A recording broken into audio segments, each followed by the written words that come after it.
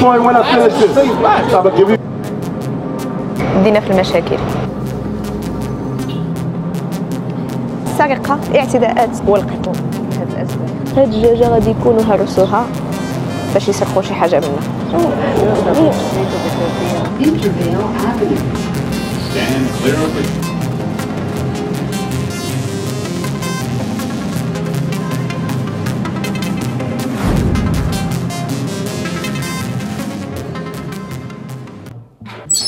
في شمال نيويورك كاين عالم البرونكس المحظور، أخطر حي في نيويورك. برونكس هي واحدة من 5 المناطق اللي كاينين في نيويورك، وكيقولوا بأنها ماشي غير أخطر حي غير في نيويورك ولكن في الولايات المتحدة كاملة. وكيبلغ عدد السكان ديالها 1.5 مليون نسمة. هذه واحدة بضعة سنوات كانت المكان الرئيسي لبيع المخدرات في نيويورك، ولكن فعلا باقي مكان خطر بحال اللي كان قبل. اليوم غنمشيو نكتشفوا البرونكس من أخطر الأحياء اللي كاين في نيويورك.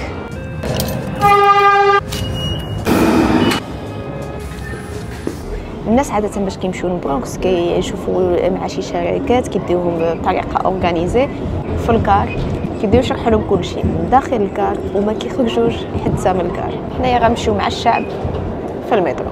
بدينا في المشاكل. ¿Qué hay? Ah, no es nada peligroso, ¿no? Okay.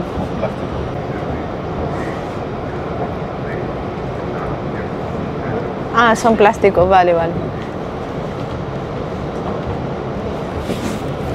Debe trabajar en un sitio seguro. Sí, seguramente está aquí. Pero tenía el otro afuera. Sí, y se lo ha quedado uno. Y lo iba a meter y le cerró la puerta. Pobrecito. ¿Usted vive en el Bronx? No, ¿No? En Brooklyn. ¿Y se va al Bronx ahora? ¿Es peligroso? Tiene su lado. ¿Sí? ¿Tú no vives por aquí? No, yo voy a visitar el Bronx por primera vez. Sí. No, Voy sola. ¿Es peligroso, no? ¿En qué parte del Bronx? Voy a ir las escaleras de Shakespeare y luego los Yankees, la parte de... ¿Misterio? Ya. El misterio tiene su lado. Yo vivía por ahí antes. ¿Pero sigue siendo peligroso como era antes? Claro, no, depende.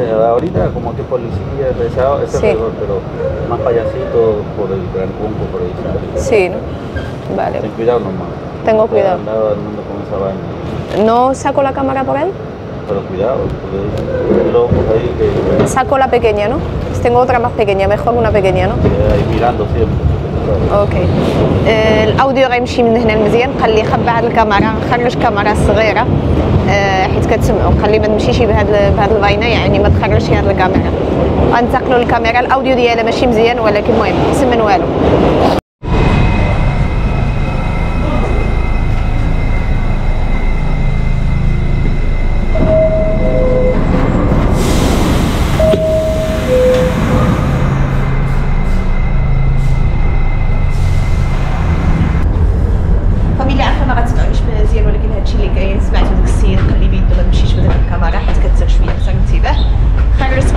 غادي نحاول نغوت باش تسمعوني مزيان ولكن كاين شويه ديال الريح. لامبرسيون الاولى ديالي على البرونكس حي عادي. هاي ويلي يلاه خونا بسم الله. اضطريت عاود نجبد هاد الكاميرا حيت الكاميرا اخرى مابقاتش تخدم، معرفتش علاش. المهم فاميليا هضرنا على الجرائم هنا في نيويورك. اول بلاصه غتجي لبالنا هي البرونكس. علاش؟ حيت كانت كتخرج بزاف د الافلام والمسلسلات ديال الامريكانيين بان هاد البلاصه خطيره، بان هاد البلاصه كيوقعوا فيها بزاف د المشاكل. على حسب اللي كنشوف يقدر يكون.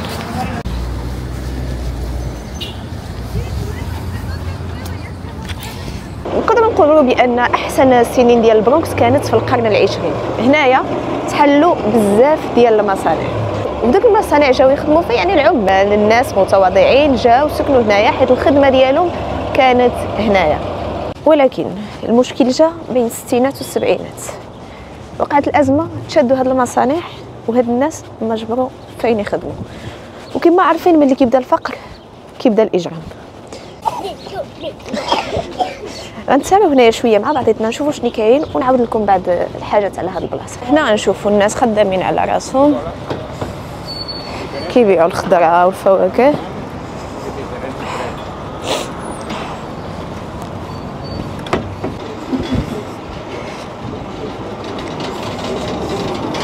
انا على الاقل هنا كنشوف غير الناس جالسه خدامه على راسها. كما كتشوفوا شارع بحال اي شارع غتجبر في اي بلاصه.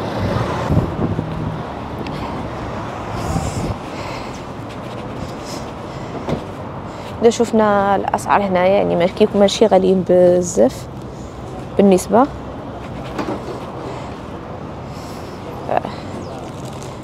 على بلايص اخرين رخيص،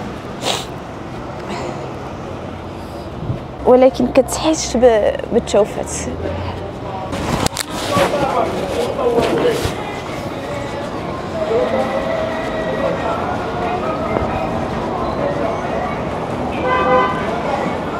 كنلاحظ بان الاغلبيه لاتينيين، يعني كلشي من امريكا اللاتينيه. قال الذين كفروا للذين سمع وطبعا غيكونوا حتى المسلمين. هذا هنايا واحد الشارع اساسي، يعني فيه المحلات، الماكله، الملابس، فيه كل شيء. اي حاجه غادي تجبرها هنايا. بالطبع كتحس بشويه بان الناس هنايا كاين الفقر. هذه حاجه اللي طبيعيه في هذه البلاصه.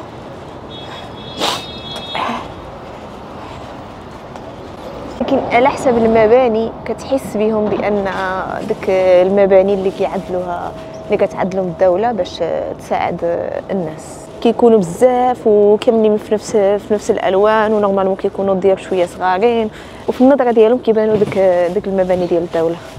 واخا هي زعما نقدروا نقولوا بان الاجرام هنايا ماشي بحال اللي كان قبل في الستينات ولا السبعينات، اللي كانوا هنايا بزاف ديال الباندات، والباندات كيقتلوا بعضياتهم، الترافيك ديال الدروغه، الترافيك ديال المخدرات، الترافيك حتى ديال السلاح.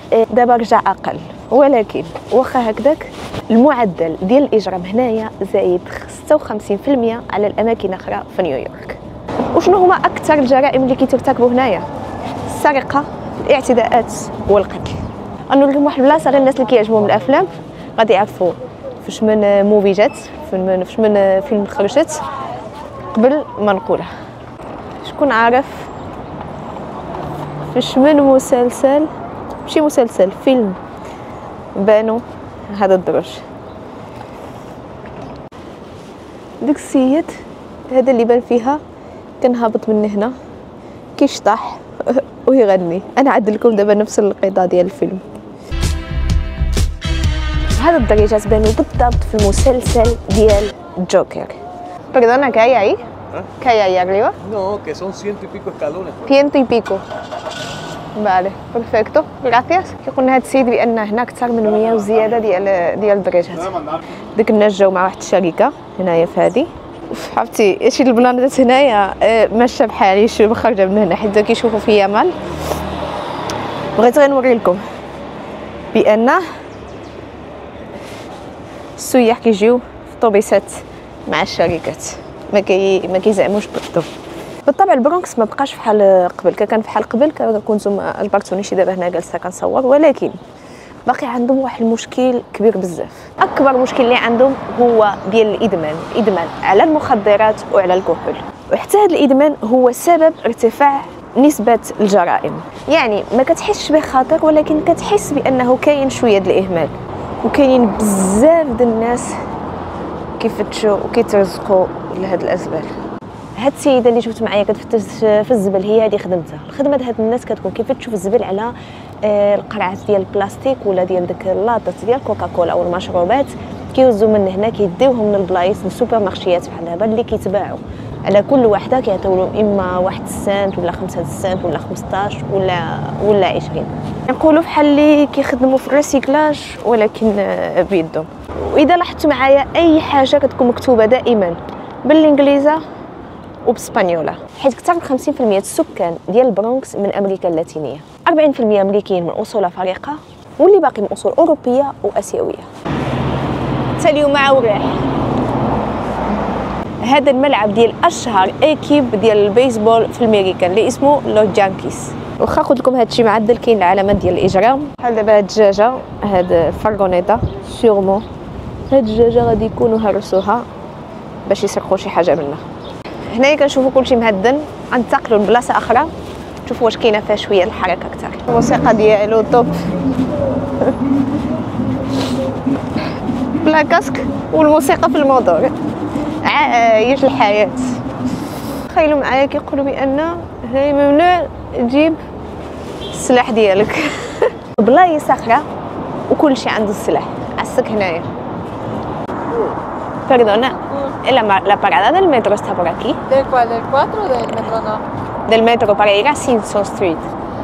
Ah, mira, es atravesando todo este parque, la mera orillita, chica. Sí. Mira, atravieso la calle hacia allá. Sí. Y allá está una entradita y la mera orilla está. Vale, hacia abajo. Perfecto, muchísimas gracias. Hasta luego. واللي كنشوفوا بان بزاف البلايص عاملين الكاميرات. هي مع الوليدات كيلعبوا البيسبول. اي اجي نتينا اجي سلم تهربشي شوفوا معايا اجي هربت من اديبهاش. كاينين بزاف د الناس كيلعبوا. Qué chulo tu bate, ¿eh? Qué chulo tu bate. Toma ya, qué máquina. كنشوف هنايا بحال بزاف ديال الناس كيمشيو كيلعبوا الكره، الماتشات الكره الدراري مع بعضياتهم. هنايا كيلعبوا البيسبول. ما شاف فحالي شي بلاصات البيسبول ها هي. I didn't say that. شنو هادشي؟ There's gonna be. Do you believe in order? Do you believe in a hierarchy? All right, let's see what the Bible says. هادو كيدعيو بالديانه. Okay. I understand that. I understand. Hola. Now, do you believe that the Arabs who started your religion are higher than you here in America? Yeah. So why is it that when they'll come from Yemen, you were born on this land, they'll come from Yemen and they'll come far, hundreds of miles from Yemen. They'll land here in America.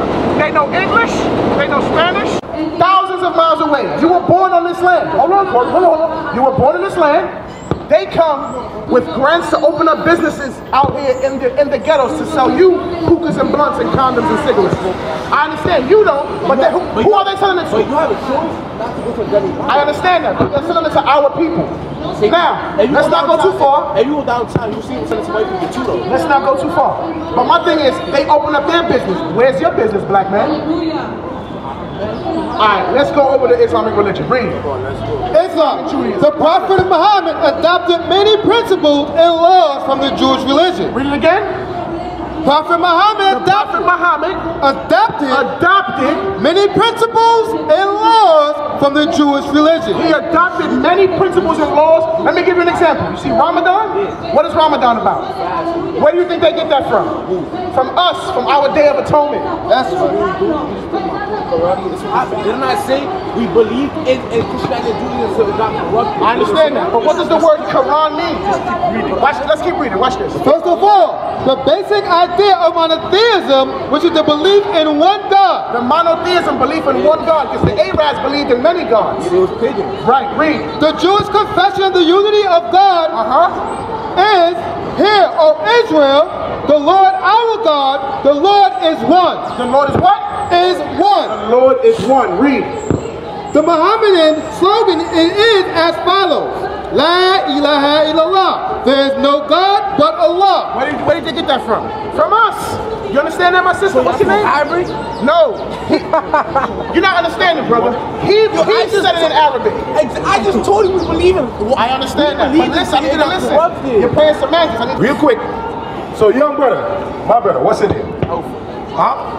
Alpha. All right. I like that name. What's your name? Sarah. Sarah. That's a biblical name. What's your name? Daniel. You guys got biblical names. We got the prophets and the daughters of the prophets over here. Hold on for me. I'm going to show y'all something. Every nation that we know has a so-called God, right? Yeah. You look at the Chinese, they got a big, fat, obese God that everybody worship, Buddha, correct? You have the Arabs, I see them bow down in Mecca, they bow down, they all bow down to a rock. I'm going to give you a point when I finish this. I'm going to give you a point as I finish this. Read. This is the book of Psalms, chapter 96 and verse 5. So this, we believe there is one God. He's the God of Abraham, Isaac, and Jacob. Exactly. The Arabs understand they are what? The Ishmaelites are young men. Are you listening? The God of Abraham, Isaac, and Jacob. Ishmael is the Arabs in the Bible. If you don't know these history, you already lost. Come on. I'm going to finish and let you talk. Go. For the gods of the nations, The God of every nation, read on, are idols. they are what? Are idols. What is Allah? Idols. What is Buddha? Idols. What is Krishna? Idols. What have Allah ever said or done? Do you know what is an idol? I'm trying to show you the God that you try to. I want to show you something. Give me Deuteronomy 32 and 17. God said the gods of all the nations are idols. They never give prophecies. They never tell you the future, nothing. So is your God an idol? Okay, let me ask you a question. What is your nationality? You see that? So, I'm just trying to show you. Do you know where the word Africa come from? So let me talk. Do you know? You said you African. Let me talk. No, so wait. you're saying a religion broke Hold on. below their nationality? This is Of course. no. It's not religion, it's the God of Abraham who saved the Israelites out of Egypt. This is the only God that ever done anything. So can I talk? Listen to this, come on. So why you all right? Come on, read Deuteronomy 32, 17. I got history. So all the white people are going to hell? I'm going to show you what the Bible says, sis. Okay? No, we don't believe in violence, but I'm going to show you the judgment God has for all nations, including the Arabs, including the white people that put black people in slavery. Come on. This is the book of Revelation, chapter 2 and verse 9. Listen carefully. Come on. I know thy works. Huh? Listen to this. I know thy works. I know thy works and tribulation. We know black people works and the tribulation we go through. And poverty. And the poverty the Israelites go through, our people, read on. But thou art rich. We're going to be rich. We have an inheritance to get from God, which is the whole earth. Everything. Read on. I know the blasphemy. And I know the blasphemy, the lies. The lies. Come on. Of them which say they are Jews. Young man, young man, young man, young man, young man, young man. Listen, I know the what? I know the blasphemy. The lies Of them which say they are Jews. Who say they are the Jews? The white people. He said, you know the lies of them that fighting for the land, trying to, what do you call it? Wipe out the Arabs over there. He said, you know the lies of the people who say they are the Jews. Read on. And are not. What God said about them? And are not. They are not the Jews. These people and the white people who stole your nationality and put you in slavery. They are not the Jews. But look what God said about them. Read on. But are the synagogue of Satan. The synagogue of who? Of Satan. So you are هذوك يقولوا بأن الكحل غيمشيو للجنة والبويض doing it today. غيمشيو Everybody's surprised when God saying غادي نطلع عليه شوية.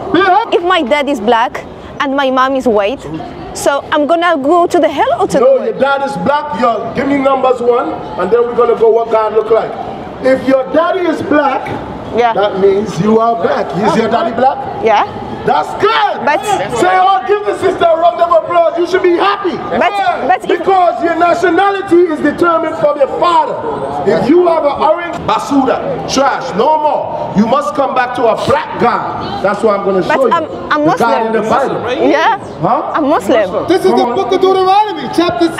And my dad is a black Muslim and my mom is a white Muslim. Your dad is black, right? And to tell you, God does not want us worshiping God how we feel like. I'm Muslim. No, you must come back knowing your real nationality and your real God. Just one thing. Read it. This is the book of Deuteronomy, chapter 7. Let's yeah. We have a school in Mount Vernon. We have a class at 3 o'clock. Okay, thank you. يقولوا بأن عيسى كان كحل هو هذا، بان البويض كاملين غيمشيو للنار الا الكحل. هادشي لا يعقل. عاو عندنا هادي عاو كدار لها شي حاجه على المسيح. Tú eres rey, Jehová de los ejércitos. Tú eres rey, Jesús. Aleluya. Te damos gracias. En el nombre poderoso de Jesús.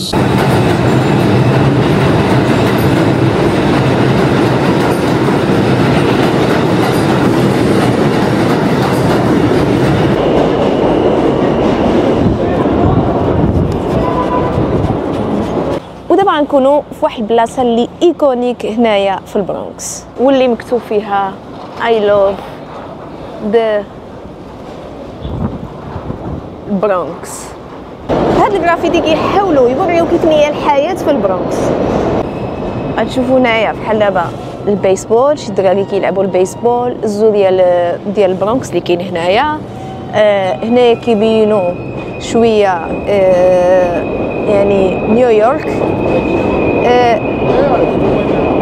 هنا واذا شفتوا يعني الناس اللي زوتوكتون اللي كانوا عايشين هنايا المحليين الاصليين غادي كانوا هادو يعني الاوروبيين اللي جاو. هذه كتمثل الهيب هوب. هنا كتشوفوا واحد دي جاي هاد. والمعلومه المهمه هنايا هي بان الهيب هوب بدا هنايا في البرونكس بالضبط في هذا الحي. عاو هنايا كيبانوا زعما شي العيال كيلعبوا. ديك الصبابط كنظن عارفه شنو كتعني الصباط. ملي كتمشي لشي بلاصه كتشوف فيها الصباط هكذا معلق يعني بان تما كيتباع المخدرات. وهنايا كيبانوا ديك المصانع اللي كنت هضرت عليهم قبل بان شكرا ديك المصانع الناس جاو يعيشوا هنايا والحياه هنا يعني الموسيقى حتى هي والجذور افريقيا هنا زعما غيكون هادشي ديال اللاتينوس والدومينو اللي مبليين به اللاتينوس الكبيبرين. غنتسراو هنا شويه اكثر ونعطيكم الاراء ديالي على البرونكس. غنشوفوا هنا الناس كترزق على الله، كاين اللي كيبيع، كاين حوانات، كاين اللي عنده دي بوست هكذا او كيترزق فيهم، اللي كيبيع البارفان، اللي كيبيع الند، اللي كيبيع داكشي التليفونات والكركاسات، اللي كيبيع لي زاكسيسوار.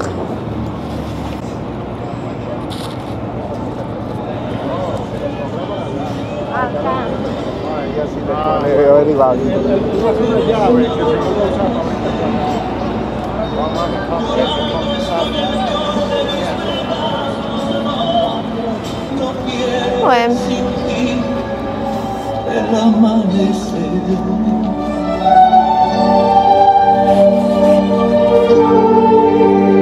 شنو كيبيعوا هنايا؟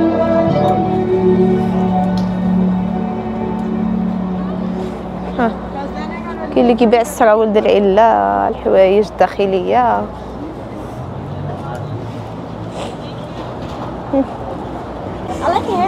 ثانك يو. هم بزاف ديال البلايص ديال الايميتاسيون.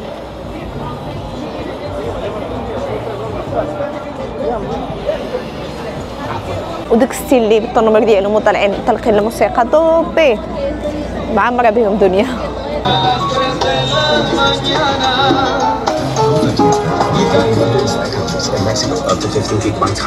كاين البوليس منشورين في البرونكس كامل، مشيتي فين ما مشيتي كاين البوليس. هذه واحد العلامه اخرى علاش بان هنايا لا سيتواسيون تحسنت ومبقاتش كيف ما كانت قبل. كلشي معمر كاميرات، كلشي معمر بوليس. سولت واحد السيد هنايا قال لي قبل هي هادشي كان خاطر، دابا لا، دابا وقعت اي حاجه كتعيطوا للبوليس وفي 2 دقائق كيكونوا معاك ولا اقل.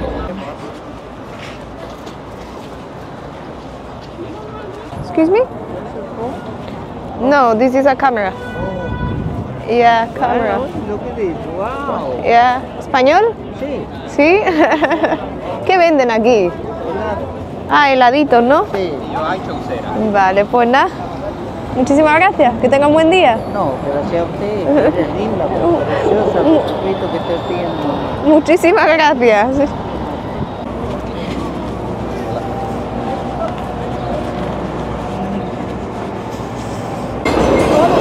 وهنا كاين حتى الايميتاسيون. فاميليا ان شاء الله غادي نكملوا الفيديو هنايا على البرونكس. اش غنقول لكم، بزاف ديال الناس كانوا كيقولوا لي خطير ما تمشيش بوحدك بزاف د الحاجات، ولكن انا اللي شفت واحد الحي ديال العمال، الناس متواضعين، الناس اللي كيخدموا على راسهم. ما نقولوش بان كاينين غيكونوا بعض البلايص خايبين بحال اي بلاصه في العالم، والبرونكس بعض الاماكن والاحسن ما تجينهمش في الليل حيت كاين الناس نقول لكم بحال اي بلاصه. انا دابا يلاه صورت واحد الفيديو اخر في وسط هذا الفيديو مع واحد السيده، وكان كنظن واحد من احسن الفيديوهات اللي عملت في حياتي على الايموسيون اللي كاينه في داك الفيديو والظروف باش تلاقيت داك الشخص. المهم ودا داك الفيديو دا طلعته قبل ولا مورا هذه نخليه لكم هنايا. بحال دائما اذا بغيتوا تعاونوني في المحتوى ما تبخلوش عليا بالجيم، وكثر اذا بغيتوني نعمل فيديوهات اخرين وصافا كثر باش تكبر القناه. نتوما بالنسبه لي لكم فابور وانا كتعاونوني بزاف. نشوفوا ان شاء الله الاسبوع المقبل فيديو جديد باقي في الميريكان.